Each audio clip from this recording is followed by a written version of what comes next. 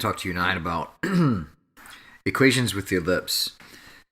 My goal today is really to be able to give you some suggestions on how to write these equations out in the most efficient way possible. There's a couple things you have to start out with. Number one, assess what you've been given. If I've been given the vertices or the foci or the covertices, or maybe I'm lucky enough to be given A and B and the center, which is essentially what I need at any point. Knowing which letter goes with which part. For example, I know that vertices, we use A to find the vertices. I'm going to be using C to find the foci, and if I'm looking to find the covertices, I'm going to be using B to get that equation, or to get those values. A number of things that come into play here.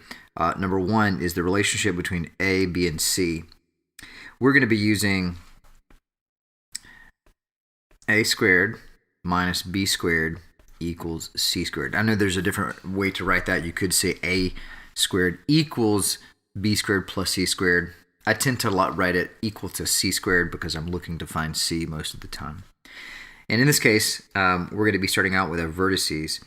I want to call your attention to looking at what you're given. In a lot of cases, vertices and foci are going to share a few things. Number one, I can tell you that they share one coordinate.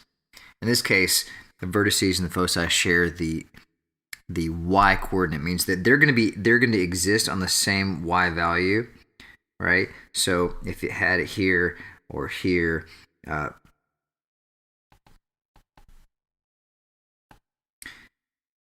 going to share the same y coordinate, which means they're all going to be on the same horizontal line, right? So the vertices would be here, and the foci would be just inside those in some respects, right? Which means that my major axis is horizontal, all right? I look at that and I think, okay, which variable, which coordinate, x or y, is changing? If I look at the vertices or the foci, I know that they're on the same axis.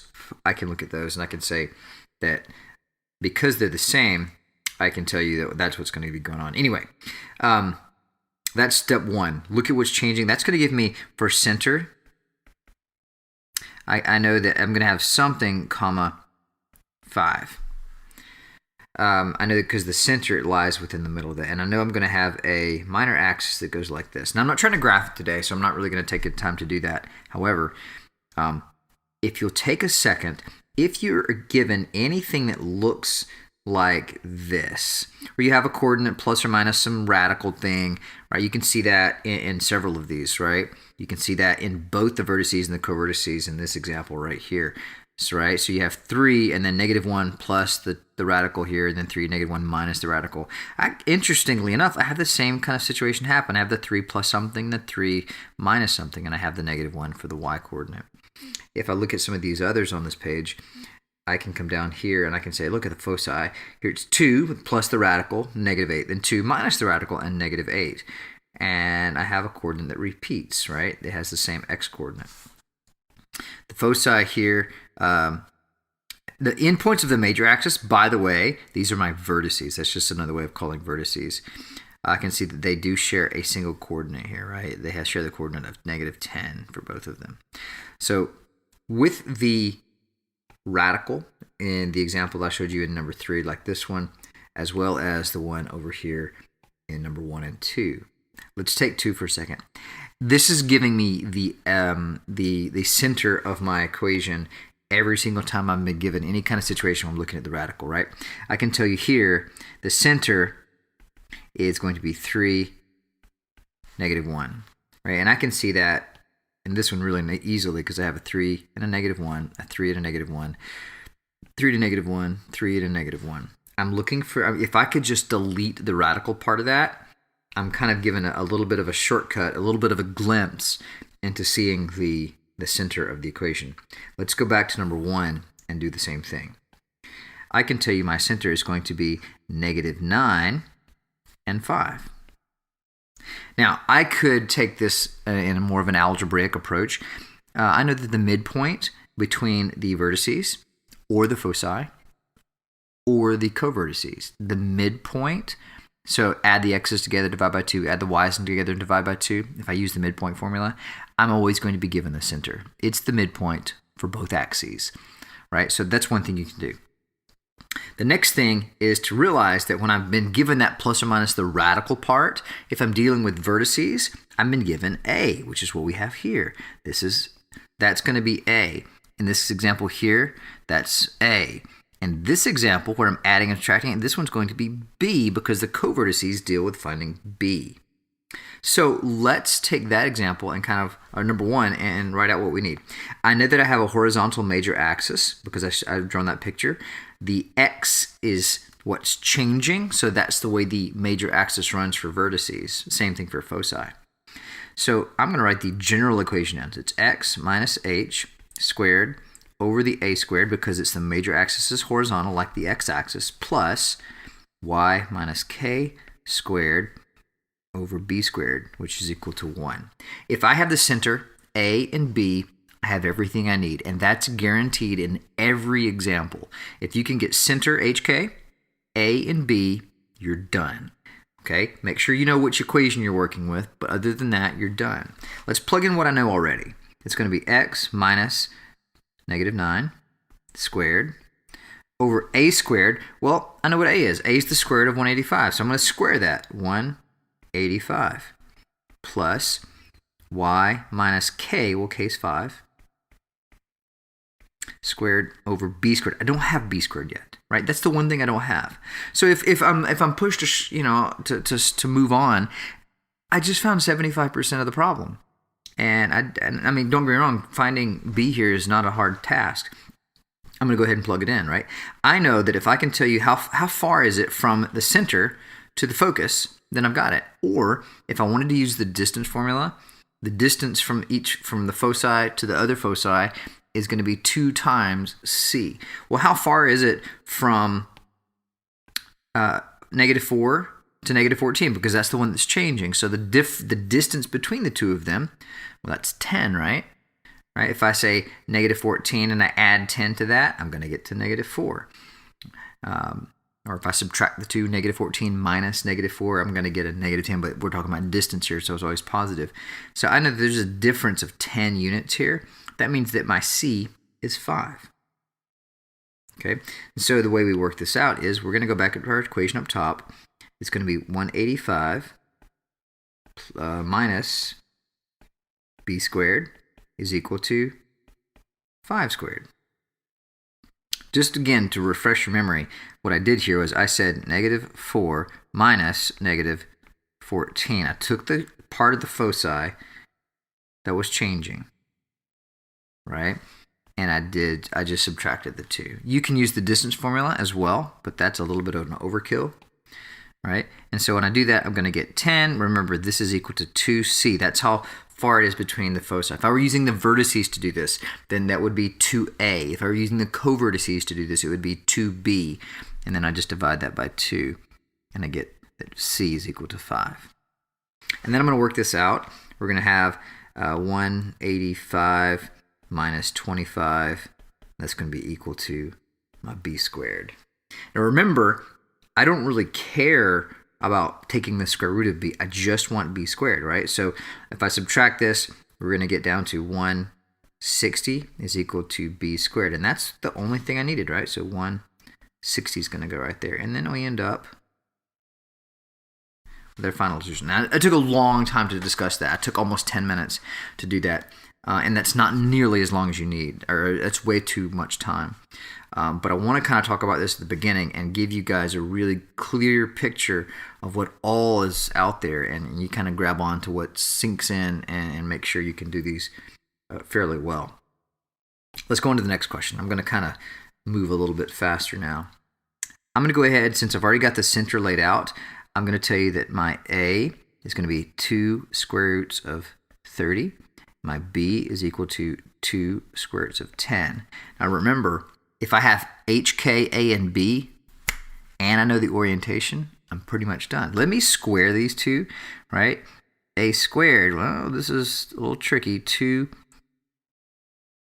times the square root of 30 squared. Remember, when you square a radical and a number, square the number, square the radical, which basically cancels the radical, and simplify, right?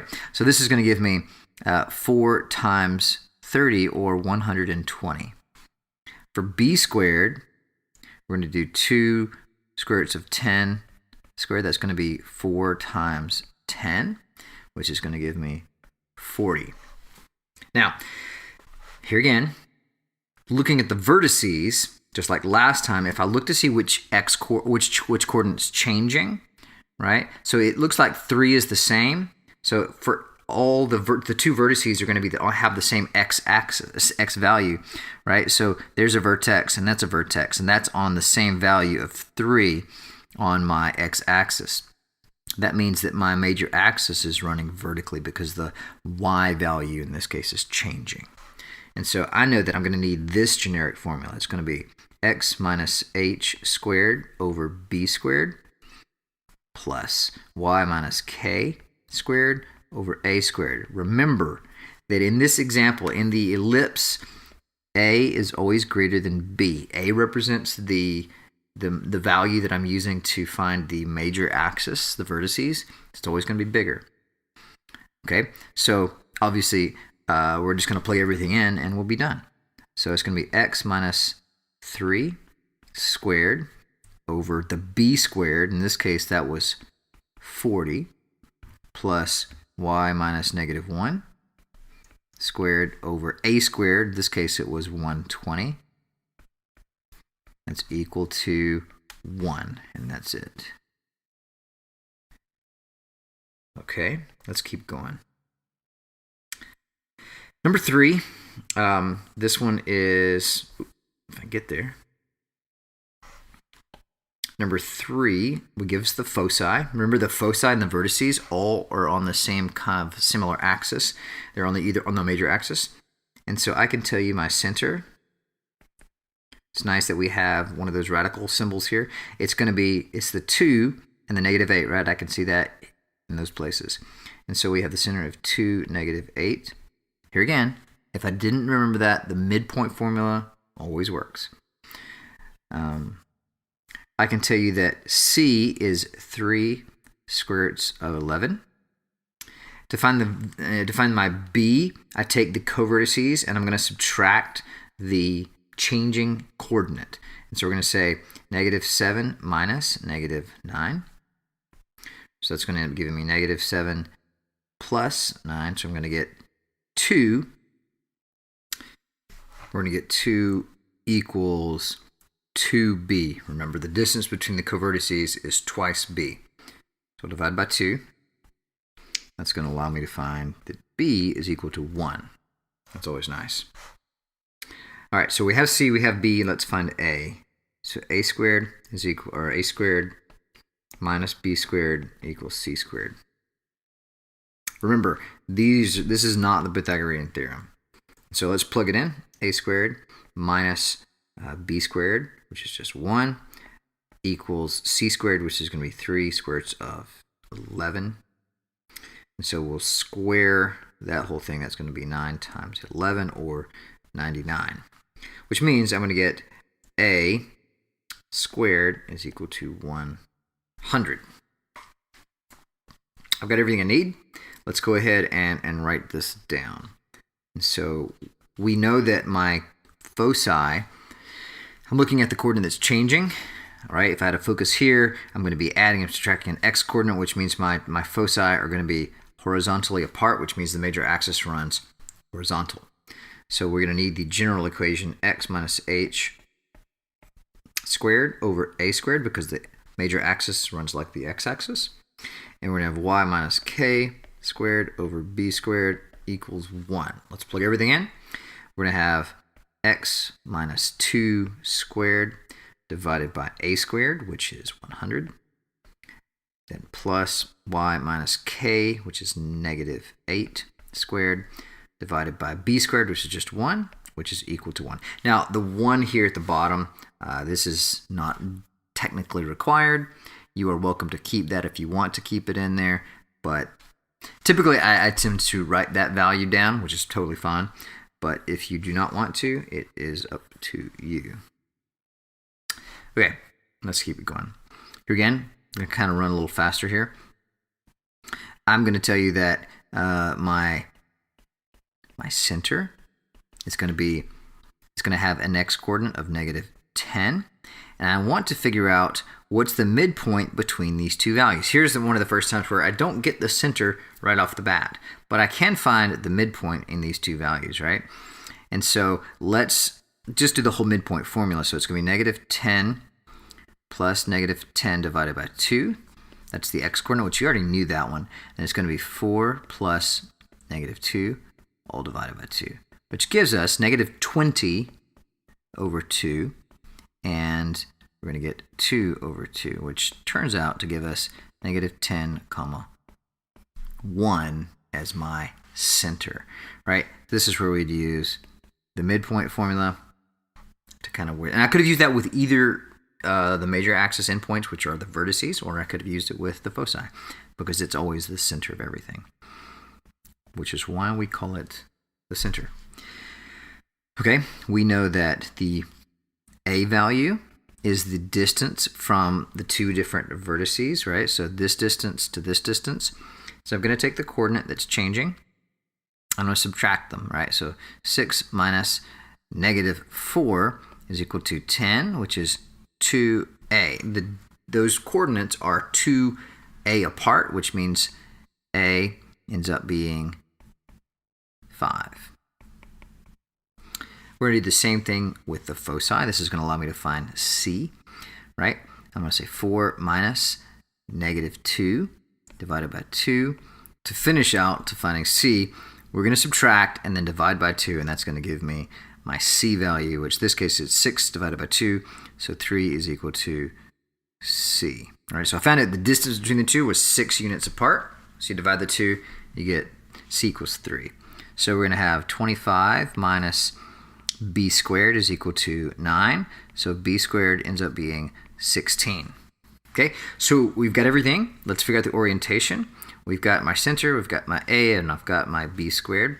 So we know that the major axis endpoints, the vertices, have a y value that's changing, right? So they're vertically apart from each other. Oops. Yes, that's right. They have the same x-coordinate, right? So we know we have a major axis that's going to be a vertical axis. So we're going to have x minus -10 squared. Now b squared is going to go under here, so 16, plus the y minus 1 squared over 25, and that's equal to 1. Okay, so there's the front page. Hopefully that cleared up a few things there. Let's go on to the last two questions. Okay, no, last three questions actually. We're back to one where we've got lots of radicals. I really like these. That really helps out a lot. The major axis is running the, which one is it? So 8 is the same, so it's the same x-coordinate. So we have changing y-coordinates, right? So we have a major axis that runs like this. So I have a, nope, back that up. The y value is changing, as I just said that. All right, so these are both 8s, and then the y values are changing, so I have a major axis that runs vertical. Center, that's just going to be 8, -4. This example, I can see that both 8, -4 here and here, and there, and there. Endpoints of the minor axis, these are also called the co-vertices, right? And the endpoints of the major is called the vertices. Just another way of naming them.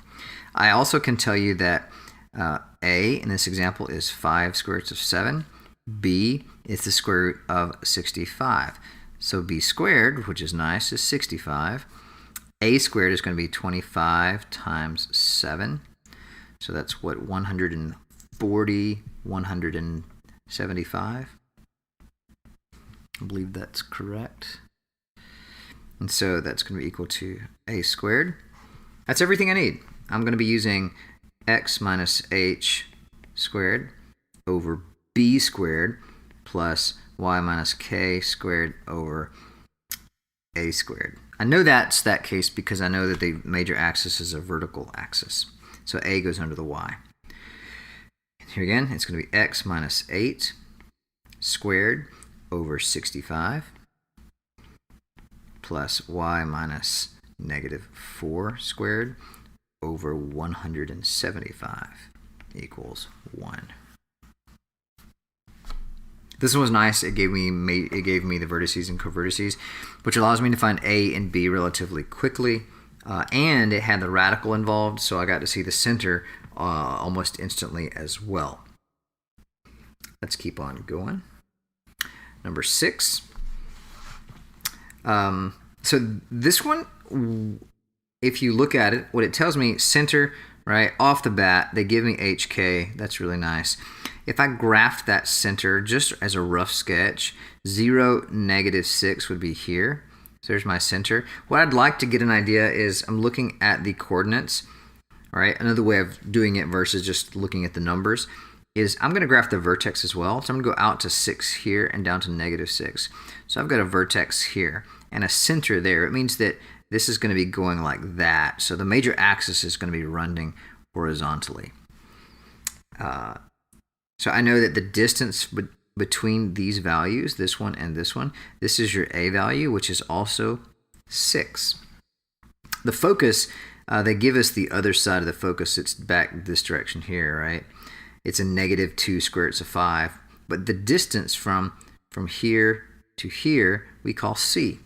In this example, that's 2 square roots of 5. The last thing we need to do is to find my B value.